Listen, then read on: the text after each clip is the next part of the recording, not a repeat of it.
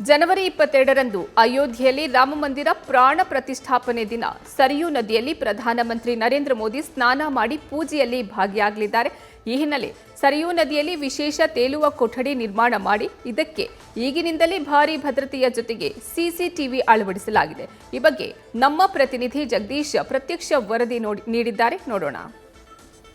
22ನೇ ತಾರೀಕು ರಾಮ ಮಂದಿರದ ಉದ್ಘಾಟನೆಗೆ ಸ್ವತಃ ಪ್ರಧಾನಿ ನರೇಂದ್ರ ಮೋದಿ ಅವರೇ ಇರ್ತಾರೆ. ಆ ಸಂದರ್ಭದಲ್ಲಿ ಪ್ರಧಾನಿ ನರೇಂದ್ರ ಮೋದಿ ಅವರು ಮೊದಲು ಅಯೋಧ್ಯೆಗೆ ಬಂದಂತಹ ಸಂದರ್ಭದಲ್ಲಿ ನೇರವಾಗಿ ಸರಯೂ ನದಿಯ ತಟಕ್ಕೆ ಬರ್ತಾರೆ. ಸರಯೂ ನದಿಯ ತಟದಲ್ಲಿ ಬಂದು ಅವರು ಪುಣ್ಯ ಸ್ನಾನವನ್ನ ಮಾಡಿ ತದನಂತರ ಇಲ್ಲಿಂದ ನೇರವಾಗಿ ಅಯೋಧ್ಯೆಯ ರಾಮ ಮಂದಿರದ ಒಳಗಡೆ ಮೂರ್ತಿ ಪ್ರತಿಷ್ಠಾಪನೆಗೂ ಸಹಿತ ಭಾಗಿಯಾಗಲಿದ್ದಾರೆ. ನಾನೀಗ ಪ್ರಧಾನಿ ನರೇಂದ್ರ ಮೋದಿ ಅವರು ಬಂದು ಸ್ನಾನವನ್ನ ಮಾಡುವಂತಹ ಸ್ಥಳ ಅಂದ್ರೆ ಸರಯೂ ನದಿಯ ತಟದ ಭಾಗದಲ್ಲಿ ಇದ್ದೀನಿ. ಈಗಾಗಲೇ ಅದಕ್ಕೆ ಬೇಕಾಗಿರ್ತಕ್ಕಂತಹ ಎಲ್ಲಾ ತಯಾರಿಗಳನ್ನ ಇಲ್ಲಿರುವಂತಹ ಆಡಳಿತ ವರ್ಗ ಮಾಡ್ಕೊಂಡು ಹೋಗ್ತಾ ಇದೆ. ಅಂದ್ರೆ ಸರಯೂ ನದಿಯ ತಟ ಒಳಗಡೆ ಏನಂದ್ರೆ ಒಂದು ಅದ್ಭುತವಾದಂತಹ ಅಂದ್ರೆ ತೇಲುವಂತಹ ಒಂದು ರೂಮ್ ಅನ್ನ ನಿರ್ಮಾಣವನ್ನ ಮಾಡಿದ್ದಾರೆ.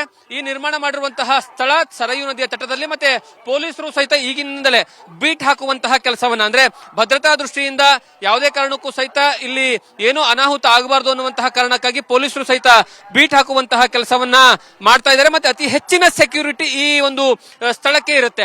ಅದರ ಜೊತೆಗೆ ಹಾಗಾಗಿ ಏನಂದ್ರೆ ಹೆಚ್ಚಿನ ಭದ್ರತೆ ಇರುವಂತಹ ಕಾರಣಕ್ಕಾಗಿ ಈ ಒಂದು ಏನಂದ್ರೆ ತೇಲುವಂತಹ ರೂಮ್ ಏನ್ ನಿರ್ಮಾಣ ಮಾಡಲಾಗಿದೆ ಅಲ್ಲ ಅಲ್ಲಿ ಈಗಿನಿಂದಲೇ ಪೊಲೀಸರನ್ನ ನಿಯೋಜನೆ ಮಾಡುವಂತಹ ಕೆಲಸವನ್ನ ಮಾಡಿದ್ದಾರೆ. ಅದರ ಜೊತೆ ಸಹಿತ ನಿಯೋಜನೆ ಏನೋ ಸಿಸಿಟಿವಿಗಳನ್ನ ಸಹಿತ ಅಳವಡಿಸುವಂತಹ ಕೆಲಸವನ್ನ ಮಾಡಿದ್ದಾರೆ. ಮತ್ತೆ ಪ್ರಧಾನಿ ನರೇಂದ್ರ ಮೋದಿ ಅವರು ಬಂದು ಸುಮಾರು ಒಂದು ಅರ್ಧ ಗಂಟೆಯಿಂದ ಮುಕ್ಕಾಲು ಗಂಟೆಗಳ ಕಾಲ ಇದೇ ಒಂದು ಸ್ಥಳದಲ್ಲಿ ಇರ್ತಾರೆ. ಇದೇ ಒಂದು ಸ್ಥಳದಲ್ಲಿ ಕೂತ್ಕೊಳ್ತಾರೆ ಅಲ್ಲಿ.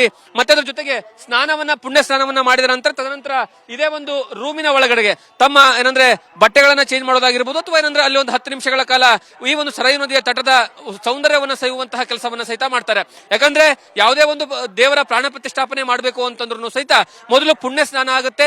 ಅದರ ಜೊತೆಗೆ ಪ್ರಧಾನಿ ನರೇಂದ್ರ ಮೋದಿ ಅವರು ಏನಂದ್ರೆ ವ್ರತವನ್ನ ಇಟ್ಟಿರುವಂತಹ ಕಾರಣಕ್ಕಾಗಿ ಅಂದ್ರೆ ಈಗಾಗಲೇ ಅಲ್ಲಿ ಏನು ಸ್ಥಳದಲ್ಲೂ ಸಹಿತ ನೋಡ್ತಾ ಇದ್ರೆ ಏನಂದ್ರೆ ಭದ್ರತಾ ದೃಷ್ಟಿಯಿಂದನೂ ಸಹಿತ ಅಧಿಕಾರಿಗಳು ಬಂದು ವೀಕ್ಷಣೆಯನ್ನ ಮಾಡುವಂತಹ ಕೆಲಸವನ್ನ ಮಾಡ್ತಾ ಇದ್ದಾರೆ. ಯಾವ ರೀತಿಯಾಗಿ ಭದ್ರತೆಯನ್ನ ಕೊಡಲಾಗಿದೆ ಮತ್ತೆ ಯಾವ ರೀತಿಯಾಗಿ ರೆಡಿ ಆಗಿದೆ ಅನ್ನುವಂತಹ ಸಂಪೂರ್ಣವಾದಂತಹ ಮಾಹಿತಿಯನ್ನ ಅಂತಿಮ ಹಂತದಲ್ಲಿ ತೆಗೆದುಕೊಳ್ಳುವಂತಹ ಕೆಲಸವನ್ನ ಮಾಡ್ತಿದ್ದಾರೆ. ಇದರಲ್ಲಿ ಅಯೋಧ್ಯೆಯ ಏನಂದ್ರೆ ಮೇಯರ್ ಇದ್ದಾರೆ, ಮತ್ತೆ ಅದರ ಜೊತೆಗೆ ಇಲ್ಲಿರುವಂತಹ ಕಮಿಷನರ್ ಇದ್ದಾರೆ. ಅದರ ಜೊತೆಗೆ ಪ್ರಧಾನಿ ನರೇಂದ್ರ ಮೋದಿ ಅವರ ಭದ್ರತಾ ಸಿಬ್ಬಂದಿಯ ಮುಖ್ಯಸ್ಥರು ಸಹಿತ ಈ ಒಂದು ಸಂದರ್ಭದಲ್ಲಿ ಇದ್ದಾರೆ. ಅವರೆಲ್ಲರಿಂದನೂ ಸಹಿತ ಏನಂದ್ರೆ ಈ ಒಂದು ಸ್ಥಳದ ಏನಂದ್ರೆ ಸಂಪೂರ್ಣವಾದಂತಹ ಮಾಹಿತಿಯನ್ನು ಕಲೆ ಹಾಕುವಂತಹ ಕೆಲಸ ಆಗ್ತಾ ಇದೆ. ಮತ್ತೆ ಅದರ ಜೊತೆಗೆ ಸ್ಥಳ ಬಹಳಷ್ಟು ಏನಂದ್ರೆ ಹೈ ಸೆಕ್ಯೂರ್ಡ್ ಏರಿಯಾವನ್ನಾಗಿ ಕನ್ವರ್ಟ್ ಮಾಡೋದಕ್ಕೆ ಮುಂದಾಗ್ತಾ ಇದೆ. ಯಾಕಂದ್ರೆ ಇದು ಸರಯೂ ನದಿಯ ಘಾಟು ಸುಮಾರು 4 ರಿಂದ 5 ಕಿಲೋಮೀಟರ್ಗಳ ಘಾಟು ಉದ್ದಕ್ಕೂ ಸಹಿತ ಸಿಗುತ್ತೆ. ಈ ಒಂದು ಘಾಟ್ನಲ್ಲಿ ಆ ಸಂದರ್ಭದಲ್ಲಿ ಪ್ರಧಾನಿ ಅವರು ಬಂದಂತಹ ಸಂದರ್ಭದಲ್ಲಿ ಯಾವುದೇ ಕಾರಣಕ್ಕೂ ಸಹಿತ ಯಾರಿಗೂ ಇಲ್ಲಿ ಏನಂದ್ರೆ ಅವಕಾಶ ಇರೋದಿಲ್ಲ, ಯಾರಿಗೂ ಇಲ್ಲಿ ಬರೋದಕ್ಕೂ ಸಹಿತ ಏನಂದ್ರೆ ಅವಕಾಶವನ್ನ ಕೊಡೋದಿಲ್ಲ. ಹಾಗಾಗಿ ಸರಯೂ ನದಿ ಏನಂದ್ರೆ 22ನೇ ತಾರೀಕು ಅತಿ ಹೆಚ್ಚು ಭದ್ರತೆ ಇರುವಂತಹ ಸ್ಥಳಗಳಲ್ಲಿ ಅಯೋಧ್ಯೆಯಲ್ಲಿ ಒಂದಾಗಲಿರುವಂತದ್ದು. ಕ್ಯಾಮರಾ ಪರ್ಸನ್ ಮುಳ್ಳಿ ಜೊತೆಗೆ ಜಗದೀಶ್ ಕಾಶಂಪುರ್, ನ್ಯೂಸ್ ಫಸ್ಟ್, ಅಯೋಧ್ಯ.